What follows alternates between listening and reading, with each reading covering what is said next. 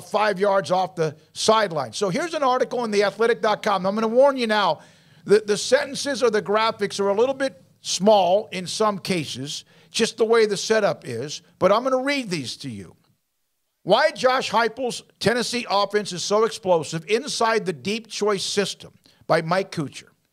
All of this explosivity, 64% of the Vols' entire offensive output this season based around one concept, the deep choice. Remember the deep fades that Baylor used to perfect with no matter who the quarterbacks were. At the very end, in red, I'll read this. This package is an offshoot of former Baylor coach Art Browse's system. Well, yeah. There we go. There's not even a question about that. Yeah. I mean, they're absolutely. It's not even in debate. The only debate that Tennessee fans, if like they so choose, or any football fan wants to have, is what tweaks he's put on that offense. But I don't think anybody is, at least I haven't seen, naive enough to try and argue this is all some brand new creation that Josh Heupel is like some mastermind of. I mean, I give him all the credit in the world for putting his touch on it, but we know where this offense came from, and it's very clear. And actually, a guest we had on a few months ago, Cody Alexander, who knows quite a bit about X's and O's, has been talking about the roots of this and the comparisons. And you go back to the Joe John Finleys and how he was on staff with Josh Heupel, and actually Joe John Finley on the Oklahoma staff. But he at one point in time was on the Baylor Brile staff, as was Jeff Lebby, who then went spread out and who was with who? Josh Heupel at UCF. And, I mean, those are just a couple of the crossovers, but there's more than that. But, yeah, that's where you can at least, look immediately and say, yeah, there's two instances of where they've melted brains over this whole idea and where Josh Heupel's picked brains and gotten ideas and learned more about it. But, I mean, he's certainly got his own touch. But, yeah, that's where all this comes from, absolutely, not even without a question. Right. If you're a Tennessee fan and you think that this is original recipe, I'll tell you, you know who you are? You're a Lady Gaga fan who's never heard of Madonna. Like, that's what you are. Like, look, Lady Gaga is great, but she's not blazing new trails. Former Tennessee wide receiver Velus Jones Jr., now a part of the Chicago Bears, transferred to Tennessee from USC, 62 catches last year. Now this is part that NFL would drive some NFL scouts crazy, and also when Baylor receivers got to the NFL, it didn't always work out. But here's one of that part. The most challenging part for me was to stop thinking too much. In the West Coast offense, well, you have to think, and you still have to think based on coverage and whatever's open. There's two quotes here. That's the first one. The most challenging part for me was to stop thinking so much. Then, rule number one in the receiver room, and this was without question what you saw in Waco. Get off the ball like your hair is on fire. There you go. Same thing. Hit the deep fade. They were constantly killing people with it. Now, another part of it, it's all about speed. Track players. Well, a lot of people have done that. That's not unique. I mean, people have done that with receivers, and obviously people want people with speed. Run, have fun, be dangerous when the ball is in your hands.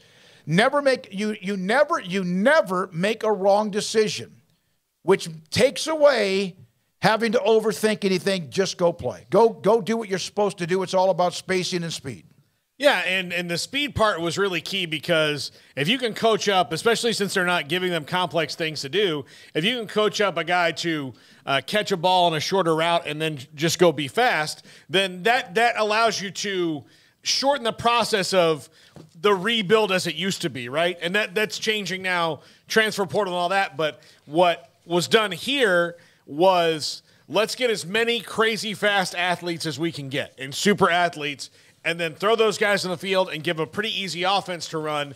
And the results were great. I mean, they won 2 titles in a row in the Big 12. The Heisman Trophy happened, and it's because they had this. And guys were picked in the first round. A lot of them didn't make it, but a lot of guys were picked very high because of what they looked like in college. Yeah, you've picked guys who were developmental, but look, if they could do one thing, they could run. Yeah.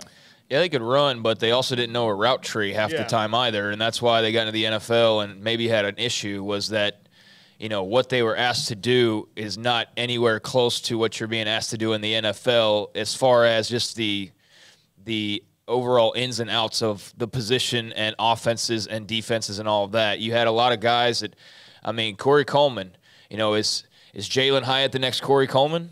Yeah. Or is he a guy who's going to go off to the NFL and actually carve out a really great career and be around for a long time? That remains to be seen. I don't know Jalen Hyatt's, IQ as far as route trees and all those types of things. And, Corey obviously didn't go into the NFL with a very good attitude. And that hurt him, I think, right out of the gates. It was like the moment the Browns announced him as like, oh, career over. Right away.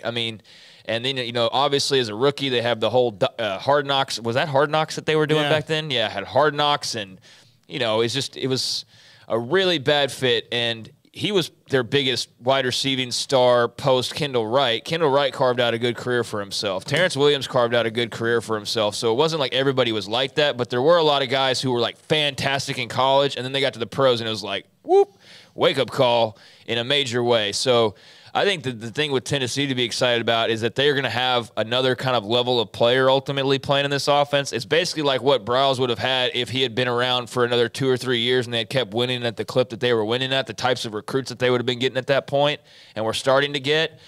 Tennessee's obviously going to get in the NIL era too. They're going to, they almost got freaking Isaiah Nayor this offseason. Mm-hmm. When he committed at one point, right? So they're going to be able to just go and grab guys more so than have to.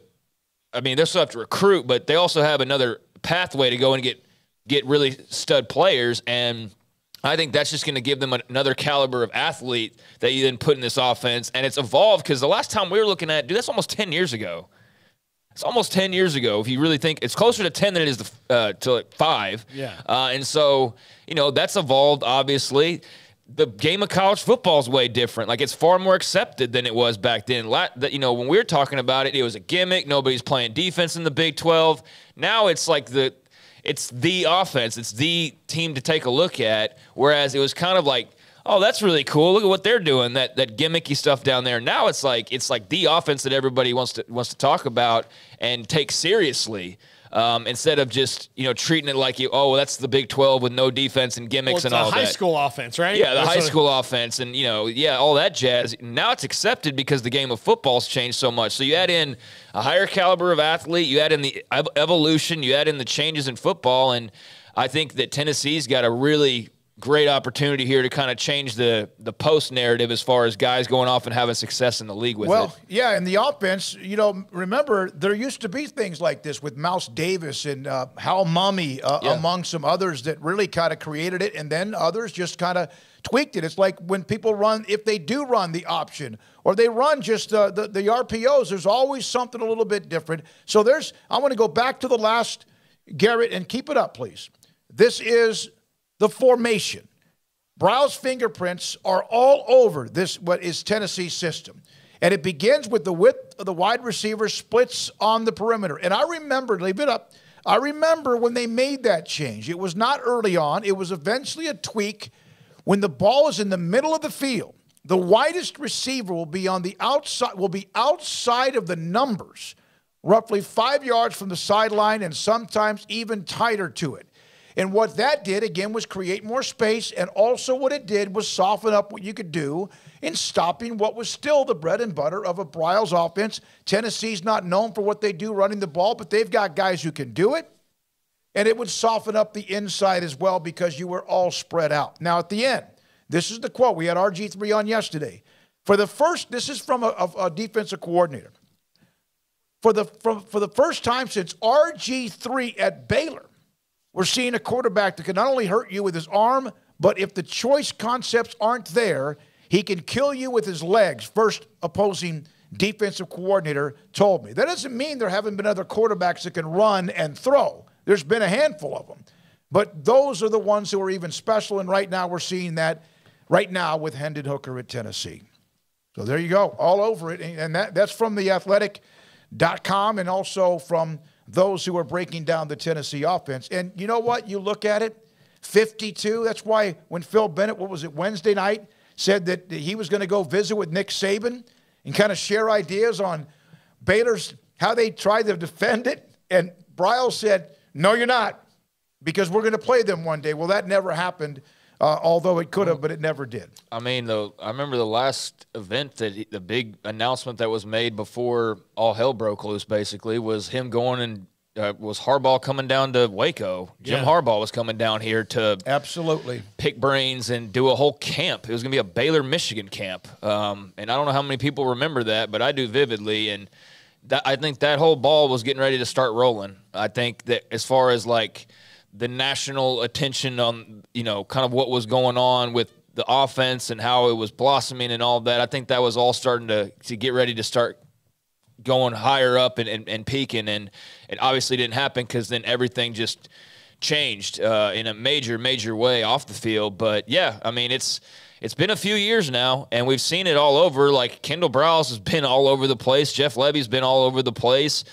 Joe John Finley, Josh Heupel. I mean, everybody who's been a part of it or learned from it or whatever. They're all Dino Babers. My gosh, I mean, he's been around forever. Cliff Kingsbury. Yeah. I mean, if you hear Cliff Kingsbury talk when we were back there, like how much of an influence is Art Browse on your career? And he's like a huge one. So yeah, I mean, he wasn't on the staff, but I mean, Browse was a coach at Tech for a little while. Well, Cliff was the quarterback, so it's all there. I mean, like the offense and the spread concepts that he did are all there. So there were some guys that were thrived in that offense that didn't make it for attitude reasons or maybe emotional or just the fact they didn't get it.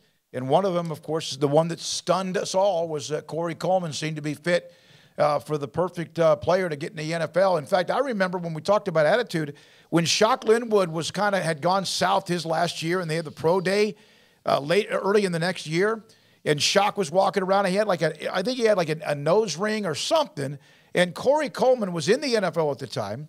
And actually would have been Cleveland. Is that who drafted him? Yep. It actually walked up to Shock and goes, "Get all that crap off your face. Don't." He wasn't saying don't wear it. He just said when you're in front of an interview, get all that. He was trying to give him some advice, lead. And then, of course, Corey, just whatever happened. Katie Cannon, Robbie Rhodes. Imagine what would have happened eventually with Josh Gordon. He was in and at times was explosive, but Josh Gordon, of course, had the problems with being suspended many, many times. So there we are with a story today. It's in theathletic.com. If, in fact, you have not seen that written by Mike Kuchar in theathletic.com. All right, so let's see.